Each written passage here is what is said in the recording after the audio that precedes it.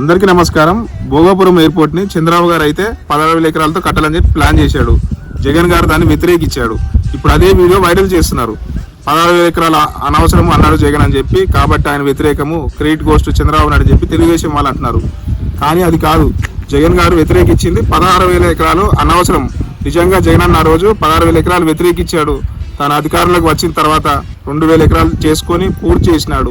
జగన్ గారు విజనే అమలైంది. చంద్రబాబు గారు విజన్ అమలు కాలేదు. చంద్రబాబు 16,000 ఎకరాలు అన్నాడు. 16,000 ఎకరాలు జగన్ గారు కొనసాగించుంటే 16,000 ఎకరాలు తీసుకొని ఇప్పుడు వాళ్ళకి కాంపిటీషన్ ఇచ్చేది ఎప్పుడు, స్టార్ట్ చేసేది ఎప్పుడు?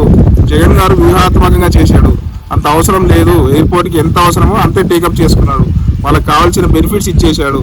కొన్ని ఇల్లు పోతే ఆ ఇల్లు కూడా టౌన్షిప్ పెట్టి నిర్మాణం చేశాడు.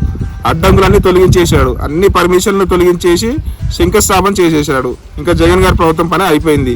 ఇంకా జిఎంఆర్ గారు నిర్మించుకుంటారు. సమయం వచ్చినప్పుడు రిబ్బన్ కటింగ్, ప్రధానమంత్రి గారు మనం పోయి రిబ్బన్ కటింగ్ చేస్తాం. రిబ్బన్ కటింగ్ పాత్రనే ఎన్డీఏ పాత్ర. జగన్ గారిది క్రెడిట్ ఇప్పటికి ఉంటుంది. కాబట్టి ఎక్కువ దాని గురించి మాట్లాడుకోవటం అధికార టీడీపీకి అంత మంచిది కాదు. రెండోది జిఎంఆర్ అధినేత. ఇప్పుడు జగన్ గారు చెప్తే ఇప్పుడు వైసీపీ వాళ్ళు నమ్ముతారు, చంద్రబాబు గారు చెప్తే టీడీపీ వాళ్ళు నమ్ముతారు. ఇప్పుడు అసలు ఆయన చెప్పేసినాడు, ఎవరైతే ఇంటర్నేషనల్ ఎయిర్పోర్ట్ కడుతున్నారో ఆయన గోల్డెన్ వర్డ్స్ వాడారు.